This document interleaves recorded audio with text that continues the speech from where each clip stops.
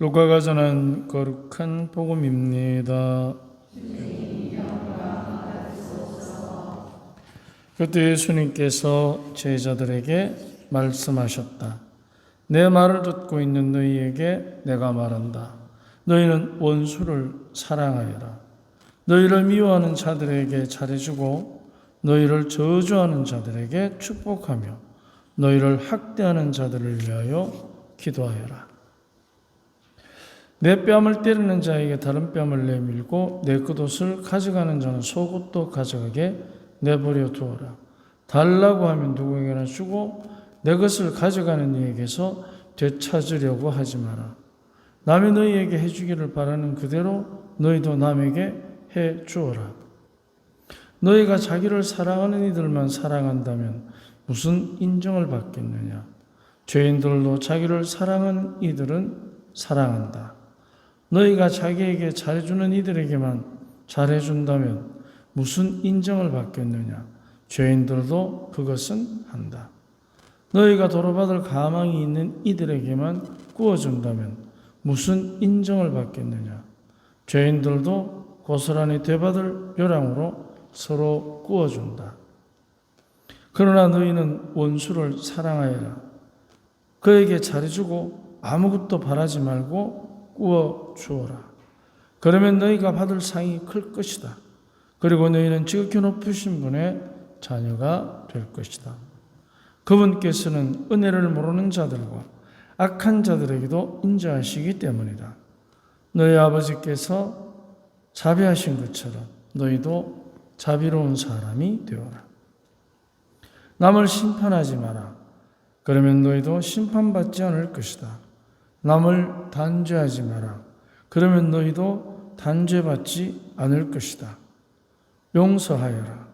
그러면 너희도 용서받을 것이다. 주어라. 그러면 너희도 받을 것이다. 누르고 흔들어서 넘치도록 후하게 되어 너희 품에 담아 주실 것이다. 너희가 되시라는 바로 그 되로 너희도 되받을 것이다. 주님의 말씀입니다.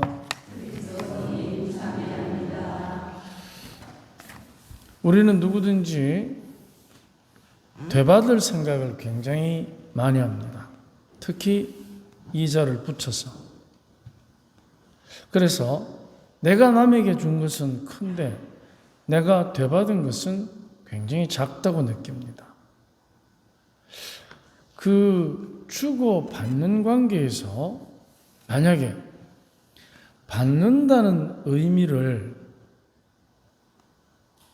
계산기를 두드려서 답을 찾는 사람하고 받는다는 가치가 오히려 거꾸로 줄 수 있는 것에 가치를 두면, 즉 내가 되받는 것보다 줄 수 있다는 사실 자체에 삶의 가치를 두고 생각을 집중하면 어떻게 되겠습니까?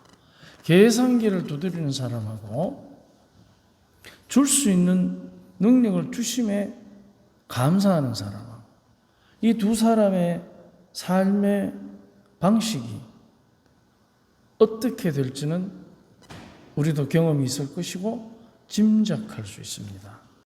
감사하는 사람은 이 대박 자체가 다릅니다. 한계가 없죠. 감사하기 때문에. 감사하는 사람은 대박의 크기가 없습니다. 오늘 복음 끝에 보면 우리가 흔히 많이 쓰는 6장 38절 보면 주어라 그러면 너희도 받을 것이다. 자, 누르고 흔들어서 넘치도록 후하게 4배가 아니고 투고에, 쓰리고에, 포고에 5번 하면 이 몇 배인 줄 압니까? 피박, 광박, 쓰리고 그리고 멍박까지 쓰면 상상이 안 됩니다. 바로 이 원칙. 그래서 그 대박에 갇힌 사람과 대박으로부터 자유로운 사람. 삶의 가치가 이미 달라집니다. 그런데 그런 사람은 자기 스스로가 자기를 보는 눈길이 다릅니다. 준 만큼 받아야 되고, 빌려주면 이자를 받아야 되고, 투자를 하면 반드시 성공해야 되고, 항상 보상에 갇힌 사람. 그것도 어떤 보상? 내가 계산된 보상에 갇힌 사람. 자, 세상은 내가 계산하는 보상대로 돌려받을 수 있습니까? 아니면 잘 안 됩니까? 안 됩니다. 계산된 보상은 반드시 미칩니다. 남는 장사 못합니다. 그런데 주는 것 자체가 이미 감사로운 사람은 이미 그 감사가 대박에 갇히지 않는, 자기가 계산한 보상에 갇히지 않는 엄청난 넓은 삶의 지평과 깊이를 갖고 있는 것입니다. 그래서 사람에 대한 이해가, 하느님에 대한 이해가 이미 다릅니다. 어떻게?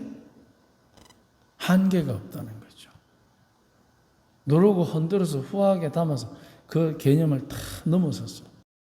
그래서 우리들의 그 계산된 대박, 그건 이미 내가 그게 갇혀버리는 겁니다. 그렇기 때문에 나를, 내 스스로가 한계를 지웁니다. 자기가 계산한 대박에 갇힌 한계.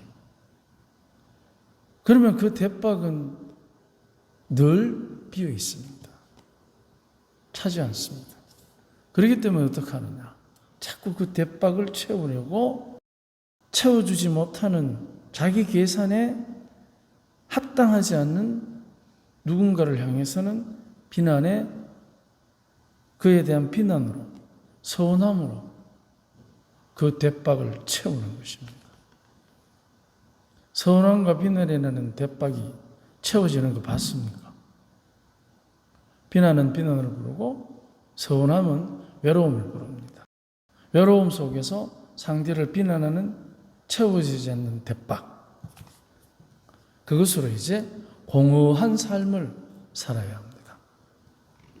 하지만 줄 수 있는 것, 그리고 또 예를 들면 이미 벌어진 일에 대해서 특히나 되돌릴 수 없는 상황, 그 상황을 그렇게 만들었을 것 같은 누군가를 왼수로 씹어버리면 그 사람은 씹는 대박에 자기가 나중에 그 영혼이 갈릴 수도 있습니다. 씹는 정도가 아니고 그 사람의 영혼은 그 원수가 남겨놓은 대박 속에 갇혀서 죽어가는 것입니다. 감사를 모르기 때문에. 그래 놓고 우리는 어떻게 하느냐? 원수가 나에게 상처를 준 것처럼 자기 스스로가 가지고 있는 계산된 대박, 채워지지 않는 대박, 비난의 대박, 그 모든 것들에 대한 책임을 떠넘기는 거죠. 그러면 그 사람의 인생은 그 주인공이 자기가 아니고 상처를 준 그 인간이 되는 것입니다. 그래서 상처의 대박을 매일 끌어안고 살아야 됩니다.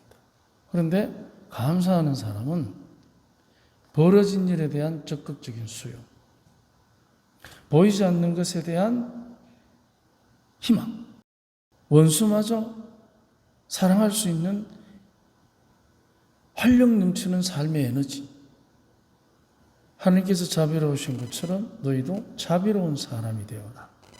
바로 이 자비의 원리는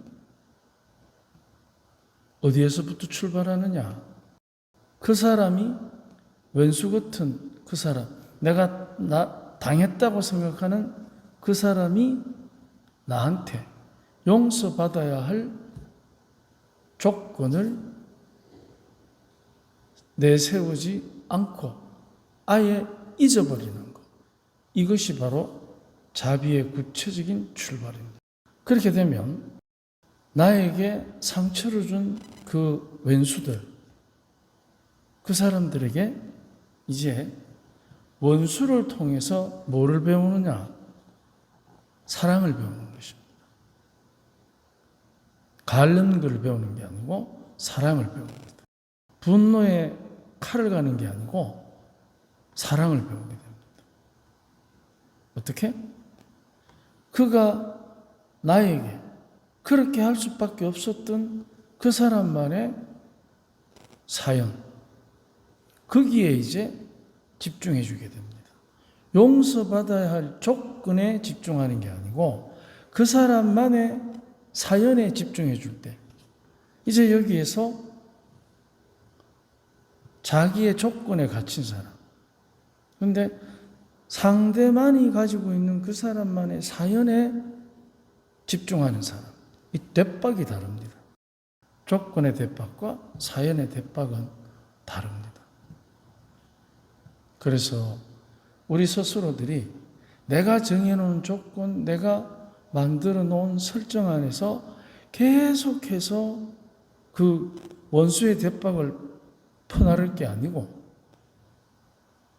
내 안에서부터 이 벌어진 일에 대해서는 감사, 그리고 내가 줄 수 있다는 역량에 대한 감사, 여기에서부터 이제 다른 사람의 사연을 들어주는 한없는 엄청난 경계 없는 대박을 우리가 갖게 되는 것입니다. 그렇다면 주님께서 오늘 우리가 알고 있는 일반 생활의 법칙과는 다른, 뺨을 때리거든 맞아라? 겉옷을 가지고 속옷을 내주라? 이 우리하고는 잘 안 맞아요. 그래서 거기에서부터 벗어날 때 이제 우리는 나라는 사람, 원수라는 사람, 거기에 매이지 않게 됩니다. 사람을 벗어나서 하느님의 자비를 만나기 때문에 이제 그때부터는 자기 삶에서 내가 줄 수 있음에 감사하고 되돌아오지 않더라도 감사하는 힘이 있다면 과연 우리가 우리의 삶을 활력 있게 살겠습니까? 아니면 망치는 꼴을 당하겠습니까? 그 답은 잘 알고 있습니다. 그래서 우리들이 살아가면서 오늘 하루라도 우리가 내가 원하는 대박에 갇히지 말고 하느님께서 주시려는 그 경계 없는 축복의 자비를 우리가 누리면 얼마나 행복한 하루가 되겠습니까? 분명 어제하고 오늘하고 별 차이 없는 삶의 방식들입니다. 하지만 자기 대박에 갇힌 사람과 경계 없는 사랑의 대박을 누리는 사람하고는 차이가 많을 것입니다. 똑같은 시간에 똑같은 일을 하지만 그러나 어제하고 오늘이 다른 축복의 희망이 우리 안에 자랄 것입니다. 오늘 하루 주님 안에서